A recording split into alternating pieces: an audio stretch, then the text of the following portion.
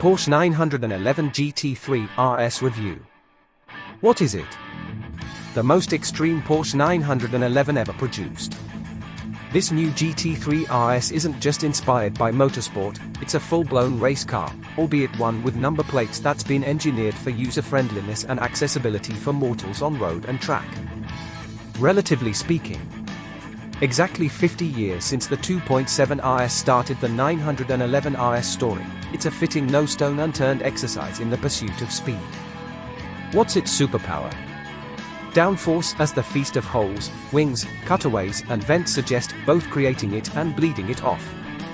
The raw figures are astonishing: 860 kilograms of downforce at 177 miles per hour and 406 kilograms at 124 miles per hour, well over double those of the 991.2 GT3 RS. It succeeds. And yet, thanks to movable flaps in the front spoiler and a hydraulic doctor's style element in that huge swan neck rear wing, that can be dialed back to 306 kilograms at 177 miles per hour in an instant. So, massive grip when you need it, less drag when you don't. The aero package required to pull this off is a triumph of attention to detail.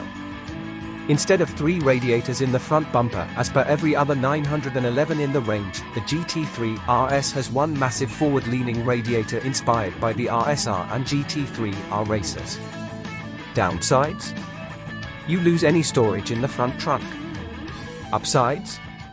Space is freed either side for those movable underbody vanes that are constantly adjusting and working with the rear wing and diffuser to keep the aero balance 30% front, 70% rear.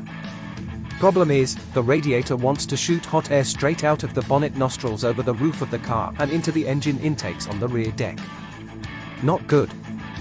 Naturally aspirated engines like cool, dense air, so those black fins on the bonnet usher the warm air out to the sides, and those blades on the roof stop it sneaking back towards the engine. Is it worth it? Well, the difference between 20 degrees intake air versus 30 degrees is a loss of 15 brake horsepower, so Porsche says yes it is. All those holes and vents around the wheels are designed with one purpose, to extract air from the arches and reduce lift. Let me guess, it's got monster power too? No, actually. There have been gains, but gentle ones. The engine is a 4.0-litre naturally aspirated flat-6 revving to 9,000 RPM and producing 518 brake horsepower, mainly thanks to hotter cam shaft profiles, but that's only 15 brake horsepower more than a current Gen GT3 and only 5 brake horsepower more than the previous Gen GT3 RS. Refreshing, isn't it, in this age of easy access turbocharged and electric grunt, that Porsche has kept power pretty much constant and focused its attention elsewhere. Like on the 7-speed PDK gearbox, which gets a shorter final drive ratio than the GT3, or the wing-profiled wishbone suspension arms that contribute 40 kilograms of downforce at top speed. But worry not, this is still not a slow car. 0 to 62 miles per hour in 3.2 seconds and a top speed of 184 miles per hour, 14 miles per hour slower than the GT3, with wing, are enough to be getting on with.